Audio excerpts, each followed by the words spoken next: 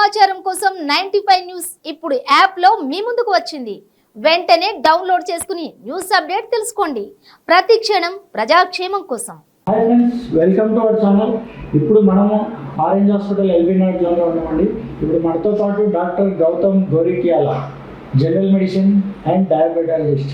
ఈ డాక్టర్ గారితో అడిగి మనం తెలుసుకున్నాము ప్రస్తుతం వచ్చే సీజనల్ డిసీజెస్ గురించి, వాటి నివారణ చర్యలు, ఎలా డయాగ్నోసిస్ చేస్తారు సీజనల్ డిసీజెస్, వాటికి తీసుకోవాల్సిన జాగ్రత్తలు, వాటి గురించి అడిగి మనం తెలుసుకున్నాం డాక్టర్ గౌతమ్ గారిని. నమస్కారం సార్. నమస్కారం. బాగున్నారు సార్? Yeah fine sir. చెప్పండి సార్, ఈ మధ్యకాలం అంటే వర్షాలు స్టార్ట్ అయిన తర్వాత తగ్గిపోయి ఈ దోమలు ఎక్కువైపోయినాయి, దానివల్ల మనకి సీజనల్ డిసీజెస్ వస్తున్నాయి అన్నమాట. అంటే దగ్గు, జలుబు ఇలాంటివి చాలా మటుకు వచ్చేస్తున్నాయి. వీటికి తీసుకోవాల్సిన జాగ్రత్తలు అంటే ఇవి నివారించడం కానివ్వండి, ఇవి వస్తే ఎలాంటి జాగ్రత్తలు తీసుకోవాలి, ఎలాంటి మెడిసిన్ వాడాలి ఇంట్లో? ఓకే, ఇప్పుడు సీజనల్ డిసీజెస్ మనకి రైనీ సీజన్లో కామన్గా వచ్చేవి ఒకటి మనకి దగ్గు, పరిశ్రమ, common cold and viral fever, విష జ్వరాలు అంటాము. అది డెంగ్యూ అయినా వైరల్ ఫీవర్స్లలోకి డెంగ్యూ, చికెన్ గున్యా ఇవన్నీ వైరల్ ఫీవర్ దానిలోకే వస్తాయి. అండ్ మనకి మలేరియా కామన్గా చూసేది దోమకాటు వల్ల వచ్చేది. అండ్ లెప్టోస్పైరోసిస్ అని ఉంటుంది, అంటే రెయిన్ వాటర్లో మన నడుచుకుంటూ వెళ్తున్నప్పుడు రెయిన్ వాటర్లో మన కాళ్ళు తడవం కానీ అట్లా ఏమైనా జరిగితే జనరల్ లెప్టోస్పైరా కూడా సస్పెక్ట్ చేయడానికి ఉంటుంది. అండ్ మనకి టైఫాయిడ్ ఫీవర్ అందరికీ తెలిసిన దాంట్లో మనకి కలుషితమైన నీరు, ఇప్పుడు అంత నీట్నెస్ సరిగ్గా మెయింటైన్ చేయక, హైజీన్ మెయింటైన్ చేయక ఉన్న దానివల్ల మనకి టైఫాయిడ్ కూడా సోకే ప్రమాదాలు ఉన్నాయి. ఇలా నిల్వ చేసిన నీటిపైన ఈ బ్రీడింగ్, మస్కిటో బ్రీడింగ్ అనేది జరుగుతుంది. సో మనకి ఇక్కడ ఉన్న ఫస్ట్ ప్రివెన్షన్ దానికి వస్తే, అంటే ఫస్ట్ నివారణ దానికి వస్తే, నిలిచి ఉన్న నీరు తరచుగా మనం ఎప్పుడు క్లీన్ చేసుకుంటూ ఉండాలి. మనకి ఇంట్లో పాట్స్ ఉండొచ్చు, లేకపోతే వర్షం పడిన నీరు మన కారిడార్స్లలో ఉన్న ఏదైనా ఉన్నా కానీ వెంటనే చేసుకోవాలి. విండోస్, వెంటిలేటర్ పైన ఉన్న అవి కూడా క్లీన్ చేసుకోవాల్సిన అవసరం ఉంది. సో మనకి ఇప్పుడు డెంగ్యూ ఇట్లాంటివి ఇప్పుడు ప్రబలంగా ఉన్నాయి. ఒకటి ఏంటిది, మనకి తెల్లవారుజామున వచ్చే దోమకాటు వల్ల ఇది డెంగ్యూ ఫీవర్ అనేది ఉంటుంది. సో ఇప్పుడు మనకి అట్లా ఎలా తెలుసుకోవచ్చు, మనకి ఫీవర్ ఇట్లా వచ్చింది, ఒక ఫస్ట్ డే జ్వరం వచ్చింది, చాలామంది వస్తారు ఫస్ట్ డేనే టెన్షన్ పడేసి అన్ని పరీక్షలు చేయించి తీసుకొని వస్తారు. అలా ఏం అవసరం ఉండదండి.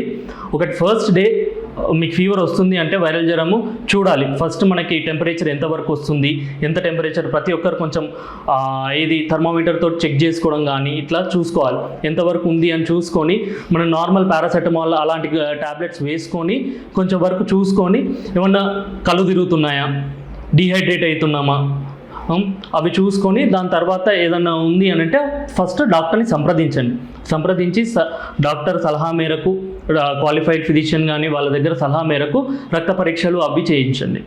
సో అండ్ మరి ఇంకొంతమంది ఉంటారు, జ్వరం వచ్చినా కానీ ఇది నార్మల్గానే ఉంది కాబట్టి నాకేం అవసరం లేదు, సో ఒక 5 రోజులు కూడా అట్లా వేస్ట్ చేసేవాళ్ళు. సో అలా కాకుండా మీకు 3 రోజులు అంటే జ్వరం వచ్చిన తర్వాత 3వ రోజుకి ఖచ్చితంగా ఒకసారి సివిపి చేయించుకోండి.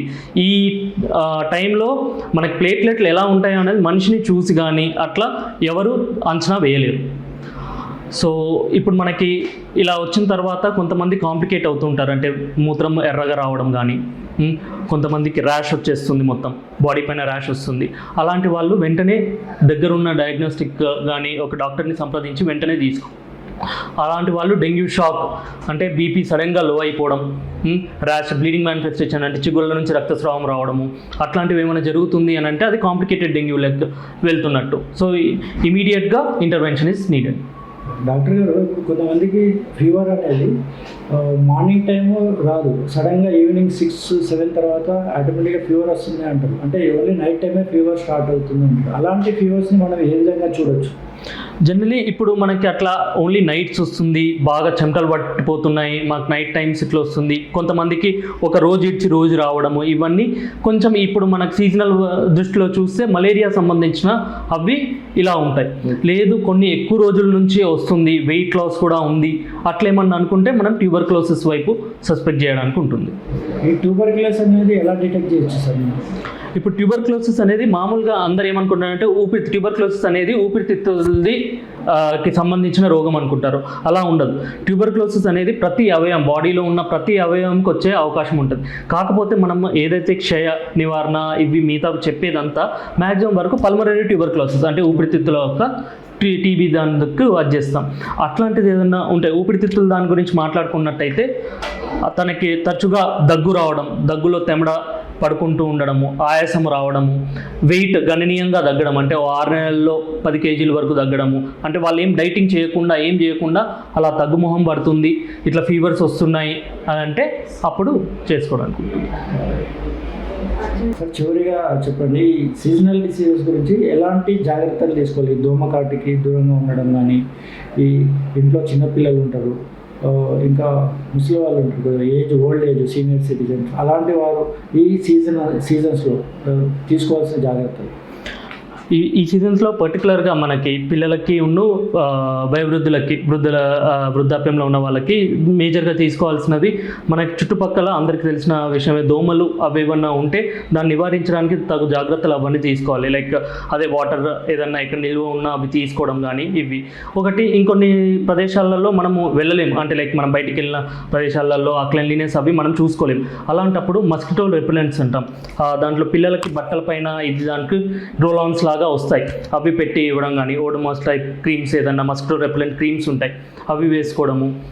ఇంకేమన్నా జనరలీ ఎవరికైనా ఎఫెక్ట్ అయింది ఆల్రెడీ ఈ సీజనల్ డిసీజెస్లలో ఎఫెక్ట్ అయింది, ఎవరికి జలుబు పడిశం ఉంది, కొంతమంది కంజక్టివైటిస్ ఉంది, వాళ్ళు అలా ఉంటే వాళ్ళ వాడిన వస్తువులు కానీ, వాళ్ళు వాడే టవల్స్ కానీ ఏమన్నా ఉంటే స్పెక్ట్స్ కానీ అలాంటివి ఏమీ మనం షేర్ చేసుకోకుండా ఉండాలి. అండ్ ఎవరైతే ఇంట్లో సపోజ్ మన దగ్గర ఇంట్లో పిల్లలు ఉన్నారు, వృద్ధులు ఉన్నారు అనుకోండి, వాళ్ళని కొంచెం ఐసోలేట్ చేసి ఉంచాలి ఇట్లా జ్వరం వచ్చిన వాళ్ళ నుంచి. సో జ్వరం అంటే ఇప్పుడు నార్మల్గా 98 degrees ఫారెన్హీట్ అంటారు కదా, అంతకుమించి ఒక 1 degree వస్తే మనకి ఫీవర్ వచ్చినట్టు లెక్కలో తీసుకోవాలా, లేకపోతే 101, 102 అలా తీసుకోవాలి? జనరలీ ఫీవర్లలో మనం లో grade fever, high grade fever అని కేటగరైజ్ చేస్తాం జనరలీ. సో ఇప్పుడు 98.4 అనేది నార్మల్ కొలమానం, కానీ కొంతమందికి 99 నార్మల్గానే ఉంటుంది.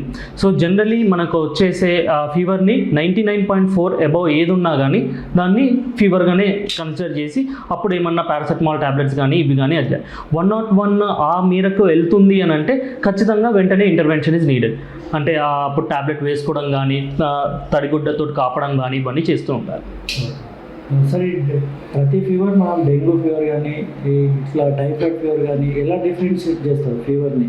డెంగ్యూ ఫీవర్ ఇది, టైఫాయిడ్ ఫీవర్ అని జనరలీ మనకి జ్వరం వచ్చే పద్ధతిలో, అంటే ఇప్పుడు మనకి జ్వరం వచ్చే దాంట్లో ఇప్పుడు టైఫాయిడ్ జ్వరం దాంతో పాటు మనకి కడుపు నొప్పులు కానీ, విరోచనాలు కానీ ఇలాంటివి ఉంటాయి. అవి టిపికల్ ప్రజెంటేషన్స్ అంటాం. అంటే ఇప్పుడు కడుపు నొప్పితోటి ఇట్లా వస్తుంది అని అంటే జనరలీ అప్పుడే వాటర్.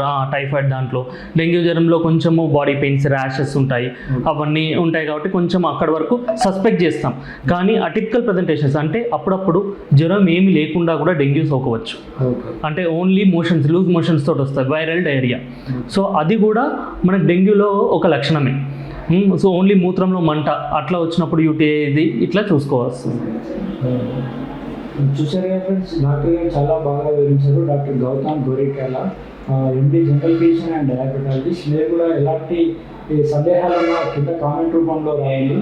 ఈ డాక్టర్ గారు మన సీజనల్ డిసీజెస్ గురించి సలహాలు మీకు కామెంట్ రూపంలో ఇస్తారు.